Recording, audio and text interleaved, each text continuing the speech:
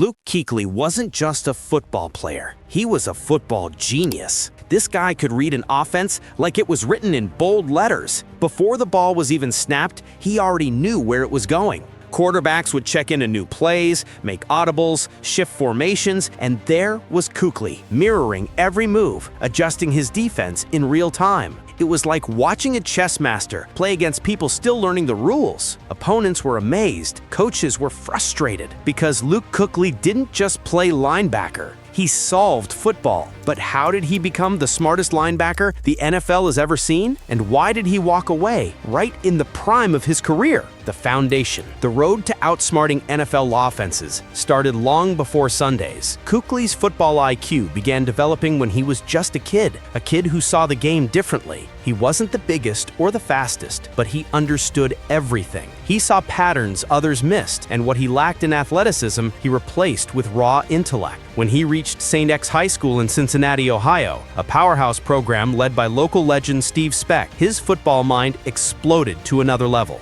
Specht introduced Luke to the hidden art of football, film study, and Kuechly soaked it up like a sponge. According to his coach, Luke didn't just know his position, he knew everyone's. He could tell you what every player was supposed to do on every snap. That's how far ahead he was. By his junior year, Kuechly was the heart of St. X's defense, leading them to a perfect 15-0 record and a state championship. By senior year, he was one of the top high school linebackers in the country. But when it came time for college recruiting, his phone wasn't exactly blowing up. See, there was a problem. Luke Kuechly was only about 200 pounds soaking wet, not exactly the thumper NFL scouts drool over. Because of that, he was rated as just a 3-star recruit, the 44th ranked outside linebacker in the class of 2009. Still, a few academic powerhouses took notice: Stanford, Duke, Virginia, and Boston College. Luke chose BC not because of prestige, but because it felt right. It was a Catholic school, like St. Xavier, and had a tradition of producing disciplined players. But once he arrived, reality hit hard. I went in there at 18 years old playing against guys who were 22, 23. You get your teeth kicked in and you find out how bad you really want it, he said later. While he was getting humbled physically, mentally, Kuechly was evolving faster than ever. Under the mentorship of defensive back Wes Davis, he spent countless hours in the film room learning how to dissect opponents, how to recognize tendencies, how to predict plays before they unfolded, and it clicked. That's when his superpower truly awakened. Armed with that mental edge, he became an absolute problem for opposing offenses.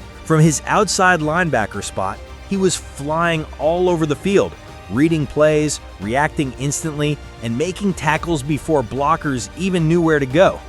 By the end of his freshman season, he wasn't just good, he was the ACC Defensive Rookie of the Year. Boston College had a hole at inside linebacker, and the coaches turned to Luke. He wasn't sure he could handle it. Different responsibilities, different reads. But he wasn't the type to back down. So he locked himself in the film room, learning every angle, every assignment. And what came out on the other side was a tackling machine. Over 3 seasons at BC, Kuechly set records that may never be broken. 532 career tackles, the most in program history. And in his junior year alone, 191 tackles. Unreal. It was like watching a computer wearing shoulder pads. After that masterclass season, Kuechly knew it was time to take his football IQ to the next level, the NFL. Scouts were drooling over him. According to the league's pre-draft reports, Kuechly was one of the most instinctual and technically sound linebackers to enter the draft in years. They called him a plug-and-play starter, a guy who could step in and instantly command an NFL defense. But there were whispers too. Doubts. He hadn't made a ton of plays behind the line of scrimmage at BC. Was he physical enough for the pros? Could he survive against grown men who hit like trucks? All those questions disappeared on draft night. Pick in the 2012 NFL Draft, the Carolina Panthers select Luke Kuechly. And just like that, Luke's new home was Carolina, a perfect fit under head coach Ron Rivera, a former linebacker who knew what greatness looked like. Rivera had been part of one of the best defenses ever, the 1985 Chicago Bears. He knew how to build elite units, and now he had a linebacker who could be the brain of his next one. But Luke didn't get that title right away. The Panthers already had veteran middle linebacker John Beeson, so Kuechly started out on the outside. It was a learning phase, and he used it wisely. He studied, listened, learned from pros like Thomas Davis, Greg Olsen, and Captain Mernerlin. He was soaking up everything, preparing for the moment when the defense would one day be his. That moment came sooner than anyone expected. Just 4 games into his rookie year, disaster struck. John Beeson went down with a knee injury that required season-ending surgery. And suddenly, at just 21 years old, Luke Kuechly was thrown into the middle linebacker spot, the quarterback of the entire defense. Most rookies would have panicked. Kuechly, he doubled down. He basically moved into the film room, studying opponents for hours, memorizing tendencies, calling out plays like a veteran. And when Sunday came, he owned the field. In his rookie season, Luke led the entire NFL with 164 tackles, picked off 2 passes, and helped Carolina's defense jump from 27th in scoring to 18th. He was named the NFL Defensive Rookie of the Year, beating out Seattle's Bobby Wagner. And just like that, the Panthers had found their future. But the question remained, was this just beginner's luck, or had the NFL just met its next defensive mastermind? If anyone thought Luke Kuechly's rookie year was luck, his second season erased all doubt. He took command of Carolina's defense, starting every game, piling up 156 tackles, 4 interceptions, and leading a unit that gave up the second fewest points in the NFL. The Panthers went 12-4, won the NFC South, and Kuechly earned first-team All-Pro and Defensive Player of the Year honors. Inside the locker room, he became the team's North Star, guiding everyone with his film study and football IQ. Coaches and teammates said he knew plays before they happened. Tony Dungy compared his preparation to Peyton Manning's, while Greg Olsen admitted Kuechly would ruin practices because he always knew what was coming. By 2014, he again led the league in tackles, earning another All-Pro nod. Then came 2015, Carolina's dream season. 15-1, Cam Newton's MVP run, and Kuechly orchestrating chaos on defense. On Thanksgiving, he picked off Tony Romo twice, including a pick-6, showcasing his brilliance to the world. In the playoffs, he added 2 more pick-6s, carrying Carolina to Super Bowl 50. Though they fell short, Kuechly's dominance was undeniable. In just 4 seasons, he'd become the heart, brain, and soul of the Panthers' defense. For years, Luke Kuechly looked untouchable. But even the toughest heroes have limits. In 2015, he suffered his first concussion, missing 3 games.